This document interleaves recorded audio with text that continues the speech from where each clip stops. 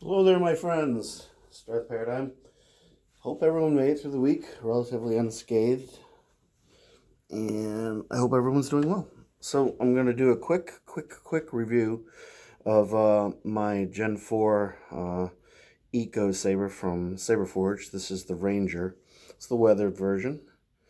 It's 10.5 inches long, and I've reviewed plenty of the Eco Sabers before, so I'm not going to elaborate too much.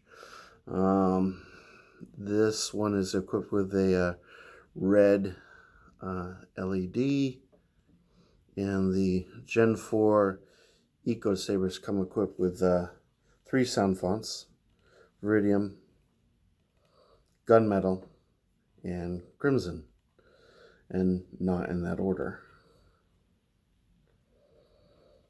And this is more or less going to be a comparison video. I'm not going to really talk too much about this hilt per se.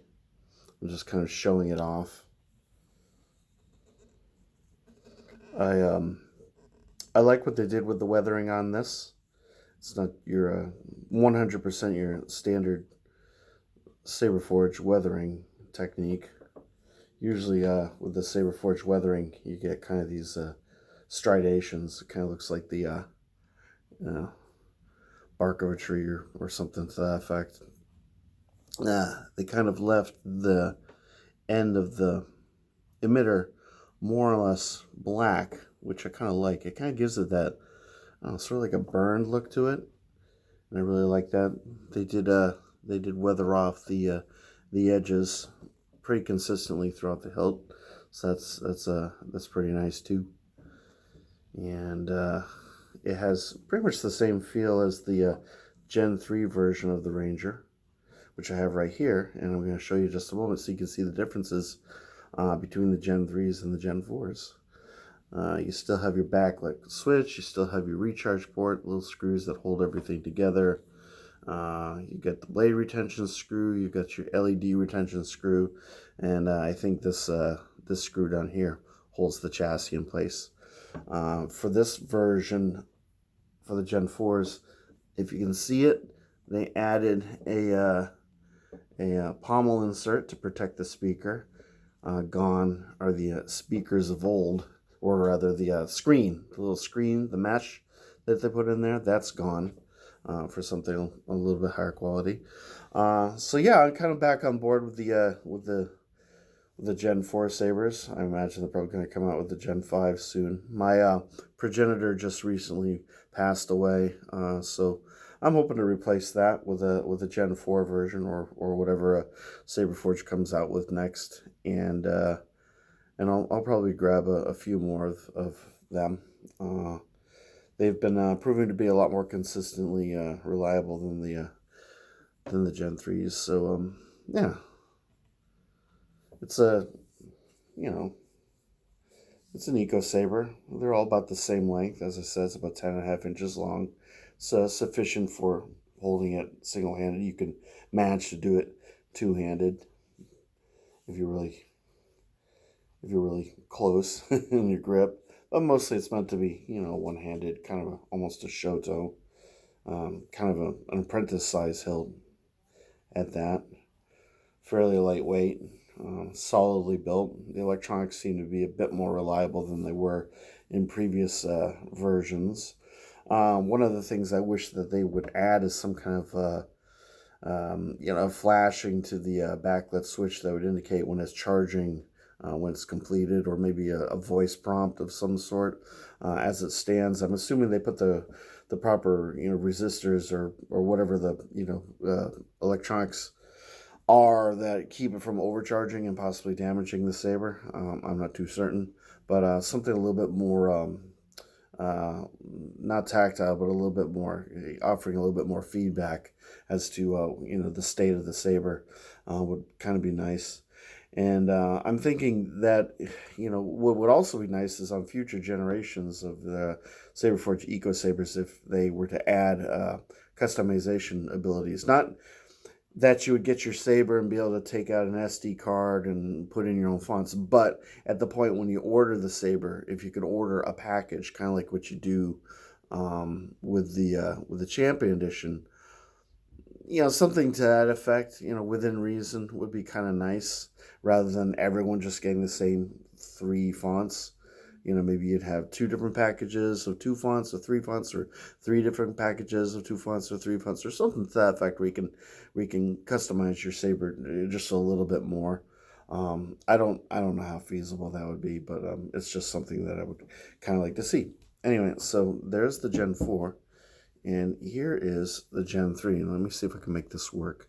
So, the one thing that they did was they moved a lot of the little screws around.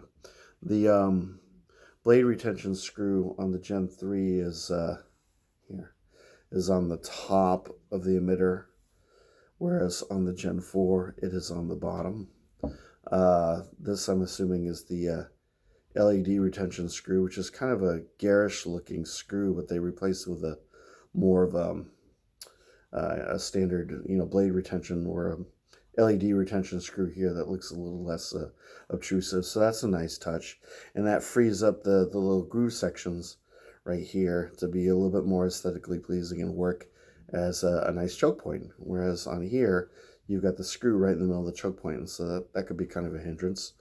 The switches and the recharge ports are closer. The switch and the recharge port is closer on the Gen 4 than it is on the Gen 3. Not that it really matters too much, but what's kind of nice is that they recessed the switch in the Gen 4 version, so you're less likely to have misfires, accidentally activate the blaster block, or something to that effect.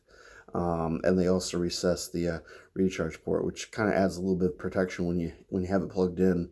If it gets bumped, maybe it'll take a little bit less damage. So they modified this section here. And the other thing is the switches. I mean, I can't speak tonight, but the screws are actually recessed into the hilt on the Gen 4. So hopefully you can see that. So that's a nice touch. So instead of it just sticking out, it's recessed. They have the little screw that holds in the chassis right there. Again, that's recessed. It's a more traditional screw. Whereas on here, they sort of have a screw that's not it's sort of up to the side of the hilt. It's a more I can't think of the word right now. I'm very tired, apparently. Anyway, the positioning of the screw makes a lot more sense where it is here. The other thing is, as I mentioned, they have a little bit of a mesh protecting the speaker on the Gen 3, whereas, like I said, they have a pommel insert on the Gen 4. So let's turn these on in stereo and see how they sound.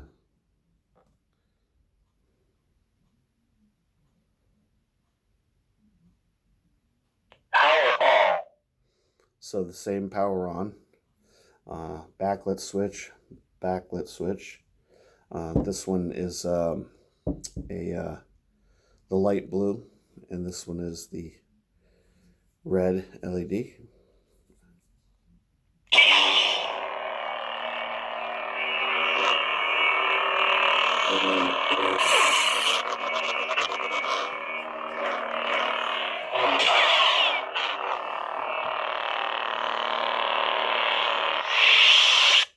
The thing is this, the Gen 3, this particular hilt has ghost swings and ghost blaster blocks and ghost misfires. So this one is an inherently flawed hilt. So it's a little bit difficult to compare the two from that standpoint. But I'm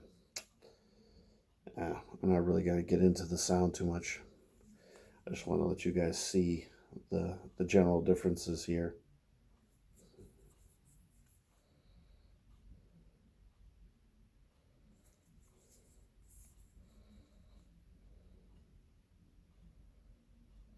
So, as I said, they did considerable improvements on the Gen 4 line.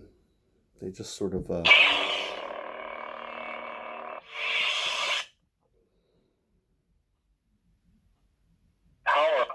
They just sort of refined it, made it, there we go. Just a little, it's just that much more comfortable in the hand. It's nice that they figured out a way to get everything to kind of recess into the hilt. It really definitely makes it just that much easier to handle the saber. There's nothing terribly sharp on it. I've yet to, lacerate myself or injure myself in any way, shape, or form. It's not really that sharp on the Gen 3, but you can tell from the edges. The edges are a lot more smoothed out on the Gen 4 than they are on the Gen 3. It's definitely a refinement there. The cutaways, they tend to bite a little bit into your hands. So after a while, I can imagine that it'd start to wear on you a bit. Whereas with the Gen 4, it's a much more comfortable feel. It's a very, very well made saber. So currently I have the Bastion, I have the Acolyte, and I have the Ranger, and all three of them are quite nice. Kind of representative of the different finishes that are available. I have one in a standard finish, one in a weathered, and one in a black finish.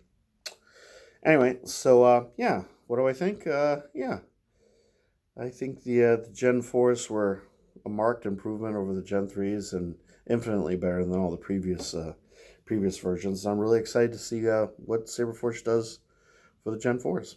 So anyway, I hope you enjoyed this short review. And please, if you would do me the honor of subscribing, that'd be wonderful. Like, dislike, and comment. I'll answer your comments to the best of my abilities, as always. And I hope everyone has a wonderful weekend. And I'll see you next time, hopefully with some more content. You guys take care, stay safe, stay healthy, and I will see you later. Take care now. Bye.